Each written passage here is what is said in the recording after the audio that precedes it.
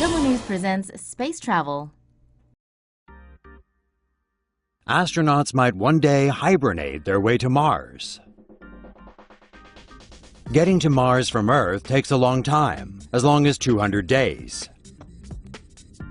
A group of scientists funded by NASA think astronauts could pass most of that time by hibernating in a sleep chamber, much like what you see here. Each chamber is outfitted with tubes that lower the body's temperature as well as provide nutrition. An intranasal cooling system would lower the astronaut's temperature by 5 to 10 degrees Fahrenheit, which significantly reduces metabolism. The astronaut is fed via catheters attached to the thigh or chest, while another tube carries waste away. This result is what's called a torpor-induced state, using therapeutic hypothermia. One concern is muscle atrophy due to lack of use.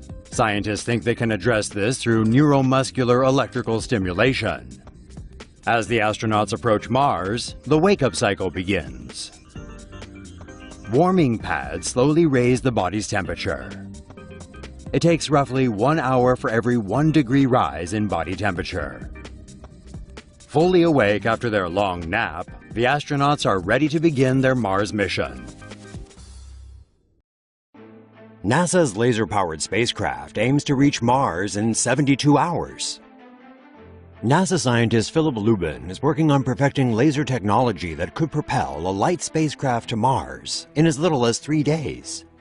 Photons emitted from excited atoms in a laser have energy and momentum, which forms the basis of laser-based propulsion. Photons are released in a beam from a laser. When photons from a laser array reflect off an object, their energy is translated into a push that's capable of moving objects like a spacecraft. Rather than using a giant laser a la the Death Stars, researchers imagine an array made up of a large number of amplifiers that sync up and act like one big laser. The spacecraft launched with this technology will include a robotic probe and a large reflective sail. The spacecraft will be light because no fuel is needed. And this spacecraft could be accelerated to 30% the speed of light, which was previously unheard of. This technology could produce enough momentum to get a robotic spacecraft to Mars in 3 days and send a manned shuttle to Mars in a month.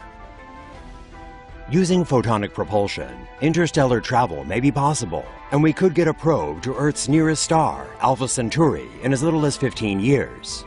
In comparison, our current technology takes 4 to 8 months to get to Mars. It took 37 years for the Voyager 1 spacecraft to reach the edge of our solar system. Can the human body survive traveling to Mars? In a recent opinion article, U.S. President Barack Obama stressed his goal of not only sending humans to Mars, but making it possible for people to stay there for extended periods of time by 2030. But the journey alone won't be an easy one.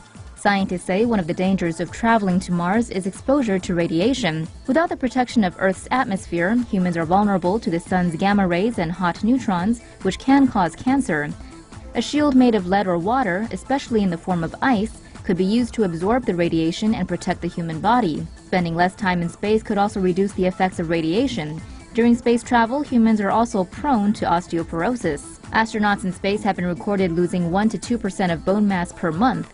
That could mean 10 to 25% of skeletal mass being lost during a year-long round trip to Mars. While exercise aboard spacecrafts may help humans retain muscle and bone mass, astronauts have still been recorded losing a significant amount during travel. Other effects of space travel on the human body include changes in the circulatory system and the immune system. Meanwhile, even after humans do make it to Mars, they will still need to battle significantly lower temperatures and a thin and low-pressure atmosphere.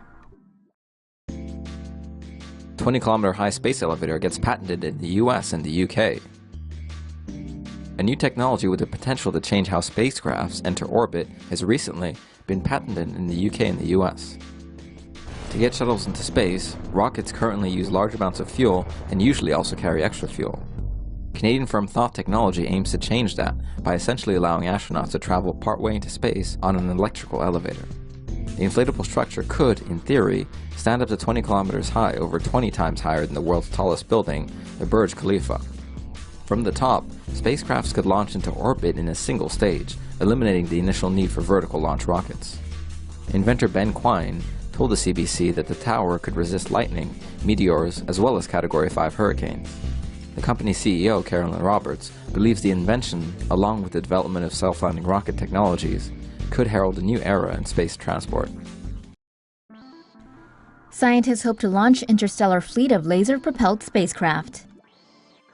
A hit team of renowned scientists, Silicon Valley elites, and a billionaire businessman have come together to launch a fleet of postage stamp-sized interstellar spacecraft. Sounds like the pitch for a bad Bond movie, right? Well, if it was, 007 would have his hands full. Because this team includes scientist supreme Dr. Stephen Hawking, Russian billionaire Yuri Milner, and Facebook founder Mark Zuckerberg. All technology, including the camera for the tiny interstellar spacecraft, will be placed inside a postage stamp-sized chip. Called a star chip, this device would come with a light sail to form a nanocraft. The sail has a surface that would use Earth-based laser light to propel it along. The lasers would come from a mile-wide laser array potentially situated 13,000 feet above sea level in the Atacama Desert in South America. Using light energy from the 100-gigawatt laser array, the team plans to send a fleet of these nanocrafts to our closest star system, Alpha Centauri. If successful, a nanocraft could travel at 20% of the speed of light, or 134.2 million miles per hour, using laser light propulsion. At that speed, a nanocraft could traverse the 25 trillion miles to Alpha Centauri in a matter of decades, while a current spacecraft would take thousands of years. Dubbed Breakthrough Starshot, Milner has invested around $100 million in the nanocraft concept. However, it will still potentially cost billions and could take up to 30 years to get a swarm of the devices into space if the concept is shown to be successful. SpaceWorks believes the key to space travel may be artificially induced sleep.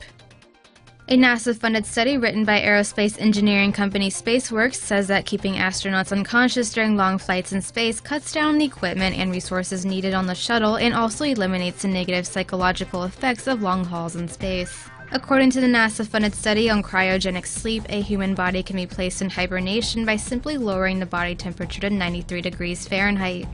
The lowered body temperature causes the body's heart rate and metabolism to decrease. The body will subsist on intravenous feeding tubes that pump the necessary nutrients into the body. Other tubes will drain urine as well as monitor the body. According to mock-ups, a torpor status habitat can hold 6 astronauts at once, and robotic arms will ensure everyone's basic needs are met. So far, humans are only able to maintain stasis for 14 days, although the trip from Earth to Mars is expected to take up to 9 months, or about 274 days.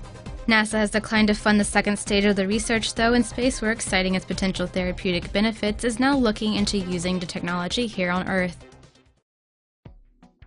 Huge balloon capsule will take you to space in 2017. For a lofty $75,000, you'll be able to be part of a new tourism effort in the Voyager capsule and be carried to the edge of space by the end of 2017.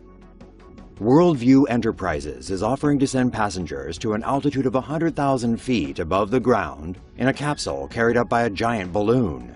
Once fully inflated with helium, the balloon will expand to about the size of a football stadium. The capsule will be equipped with large windows and will be able to carry up to 6 passengers and 2 crew members. The ascent into the stratosphere will take roughly 90 minutes, and the vessel will cruise for about 2 hours before descending. The balloon will separate from the capsule at 50,000 feet above the ground, at which point the parowing will guide the capsule to the landing site. On October 24, 2015, Worldview launched a successful test flight with a 1,000-pound replica of the capsule. The company is now ready to begin full-scale testing in mid-July 2017 and hopes to bring space tourism to the masses at the end of the same year. The European Space Agency is launching a test run on February 11 of its new reusable spacecraft. This mission is unique as ESA's unmanned experimental spaceship will maneuver itself back through Earth's atmosphere. The Vega rocket, containing ESA's Intermediate Experimental Vehicle, or IXV, will launch from Kourou, French Guiana on Wednesday. The rocket will open its 2-piece shell at an altitude of 320 kilometers and release the IXV.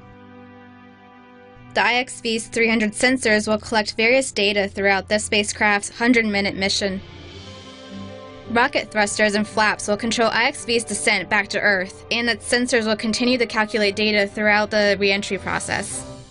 The spacecraft will deploy parachutes in order to slow itself down before landing. Balloons released from the side of the spacecraft will keep the IXV afloat until it's recovered. The IXV is ESA's first step towards creating reusable spacecrafts that may one day return for missions to Mars or shuttle astronauts back from space stations.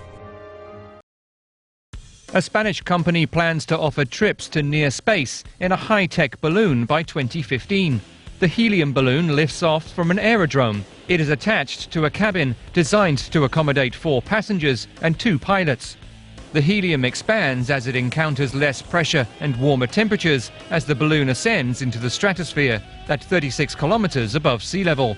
The balloon then steadily cruises in the stratosphere, where passengers can enjoy panoramic views of the Earth. Gas in the balloon will be vented for the descent. The balloon will then be detached from the cabin and a parafoil will be deployed for landing. The company revealed that 2 people have already booked this €110,000 trip. A Dutch company has opened an office in Hong Kong to offer commercial space travel targeting the Asian market by the end of 2014. The Lynx Mark II carries a pilot and 1 passenger who will act as a co-pilot. The craft takes off from a runway horizontally. With a maximum speed of 3,552 kilometers per hour, it will be in space within 4 minutes. Engines will be switched off at about 60 kilometers above sea level. It allows the craft to glide into space at an altitude of 103 kilometers above sea level. The passenger will have up to 6 minutes to experience weightlessness in space before descending back to Earth. A 60-minute trip on the Lynx Mark II to space is price tagged at $100,000.